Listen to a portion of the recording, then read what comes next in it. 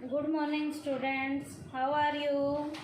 Today's topic is Fundamental Principles of Management.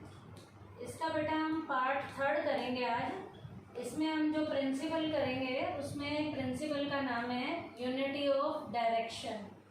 Unity of direction, ये सारे principal mister Henry Fayol के द्वारा दिए गए हैं। यूनिटी ऑफ डायरेक्शन में इसका मीनिंग क्या है? It means there should be one head and one plan for a group of activities having the same objective. Unity of direction का मीनिंग है कि यहाँ पर एक हेड होना चाहिए, एक ही प्लान होना चाहिए, ग्रुप में एक्टिविटीज़ को करना है और ऑब्जेक्टिव हमारा सेम होना चाहिए। तो जहाँ पर वन हेड होगा, वन प्लान को ग्रुप की एक्टिविटीज़ में सेम ऑब्जेक्टिव के साथ किया जाएगा, उस प्रिंसिपल को यूनिटी ऑफ डायरेक्शन का नाम दिया जाता है। तो यूनिटी ऑफ डायरेक्शन में क्या क्या चीज़ है? वन हेड है, वन प्लान है, ग्रुप ऑफ एक्टिविटीज़ हैं, हैविंग द सेम ऑब्जेक्टिव है। और यहाँ पर एक एग्जांपल भी दिया जा सकता है। Suppose an automobile company is manufacturing two products namely scooter and cars, hence having two division, as each product has its own market and own problem, therefore each division must have its own heads। जब दो product बन रहे हैं तो दोनों product के अपने अपने कौन होंगे? हेड होंगे। तो ये प्रिंसिपल हमारा क्या था? यूनिटी ऑफ डायरेक्शन का प्रिंसिपल था। तो यूनिटी ऑफ डायरेक्शन का मीनिंग क्या है बेटा? It means there should be one head, one plan for group of activities having the same objective। दो प्रोडक्ट बन रहे हैं मान लीजिए यहाँ किसी भी यूनिट में, तो उन दोनों प्रोडक्ट्स को बनाने के हेड भी अलग अलग होने चाहिए। उसके बाद है बेटा यूनिटी ऑफ डायरेक्शन के पॉजिटिव इफेक्ट क्या है? पॉजिटिव इफेक्ट में पहला है advantages of specialization is obtain. Speciality का बेनिफिट मिलता है। स्पेशलिटी का इसका मतलब वो काम वो बार बार कर रहे हैं, उस काम को करने के स्पेशलिस्ट बन गए हैं, तो अपनी यूनिट को स्पेशलाइजेशन का बेनिफिट दे रहे हैं। Increase in the efficiency of the organization, organization की एफिशिएंसी का लेवल भी इंक्रीज होना शुरू हो जाता है। इजी टू अचीव ऑब्जेक्टिव, जब स्पेशलाइजेशन का बेनिफिट मिल रहा है, ऑर्गेनाइजेशन की एफिशिएंसी बढ़ रही है, तो ऑब्जेक्टिव भी इजीली अचीव होने शुरू हो जाएंगे। उसके बाद it helps in coordination due to unity in activities. Activities में यूनिटी होने के कारण कोऑर्डिनेशन की फीलिंग जो है एस्टेब्लिश होनी शुरू हो जाती है। तो कोऑर्डिनेशन में भी हेल्प मिलनी शुरू हो जाती है। क्यों? क्योंकि एक्टिविटीज़ में क्या है? यूनिटी है। तो यूनिटी ऑफ डायरेक्शन के पॉजिटिव इफेक्ट क्या क्या थे? Advantages of specialization is obtained, increase in the efficiency of the organization, easy to achieve objectives, it helps in coordination due to unity in activities. अब बेटा इसके violating effect क्या है? इसका मतलब जहाँ ये प्रिंसिपल फॉलो नहीं होगा तो इसकी नेगेटिव अप्रोच आएगी। नेगेटिव में वही पॉइंट ऊपर के नेगेटिव हो जाएंगे, एडवर्स हो जाएंगे। क्या क्या? Advantage of specialization is not obtain, speciality का बेनिफिट मिलना बंद हो जाएगा। Decrease in the efficiency of the organization, organization की एफिशिएंसी गिरनी शुरू हो जाएगी।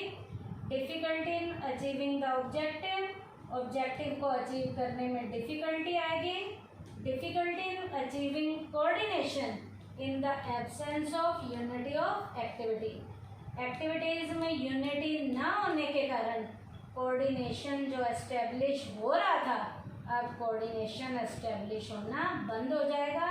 कोऑर्डिनेशन में डिफिकल्टी आनी शुरू हो जाएगी। तो ये इसके कौन से इफेक्ट थे?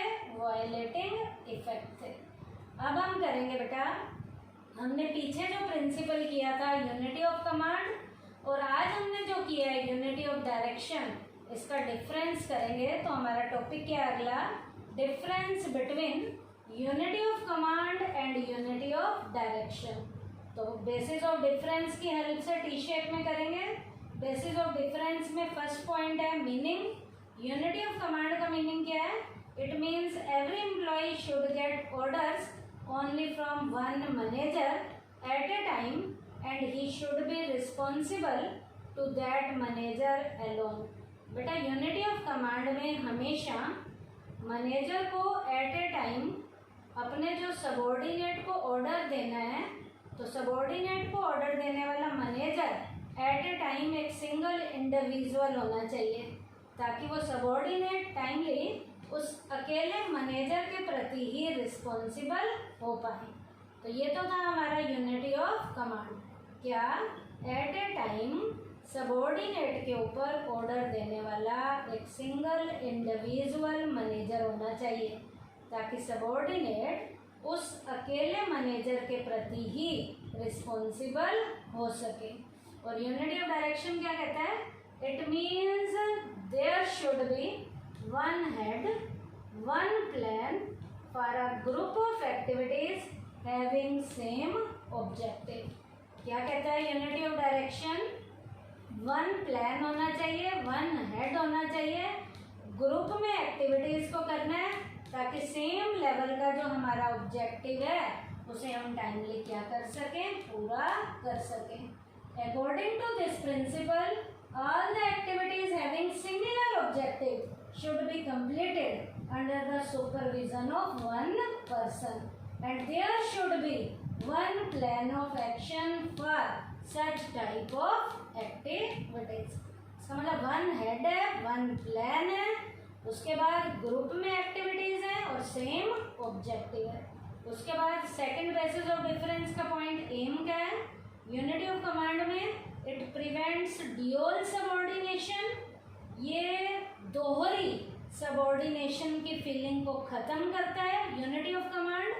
और जो यूनिटी ऑफ डायरेक्शन है, it prevents overlapping of various activities. यहाँ अलग अलग एक्टिविटीज का दोहराव होना बंद हो जाता है, एक्टिविटीज का दोहराव होना बंद होता है यूनिटी ऑफ डायरेक्शन में, और ड्यूअल सबऑर्डिनेशन खत्म होनी शुरू हो जाती है यूनिटी ऑफ कमांड में।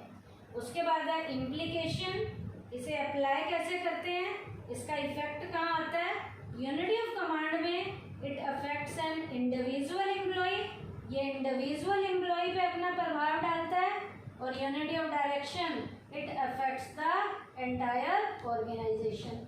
यूनिटी ऑफ डायरेक्शन सारी ऑर्गेनाइजेशन पे अपना क्या डालता है? अफेक्ट डालता है। तो ये डिफरेंस था यूनिटी ऑफ कमांड और यूनिटी ऑफ डायरेक्शन का। टी शेप में था, बेसिस ऑफ डिफरेंसेस की हेल्प से था। पहला मीनिंग, दूसरा एम, तीसरा इम्प्लीकेशन। तो आज के इस टॉपिक में हमने क्या किया? फंडामेंटल प्रिंसिपल ऑफ मैनेजमेंट में यूनिटी ऑफ डायरेक्शन का मीनिंग किया है, इसके पॉजिटिव और नेगेटिव इफेक्ट किए हैं। उसके बाद यूनिटी ऑफ कमांड और यूनिटी ऑफ डायरेक्शन का हमने डिफरेंस टी शेप में किया था। बेसिस ऑफ डिफरेंस की हेल्प से पॉइंट थे meaning, um, implication. Thank you बेटा।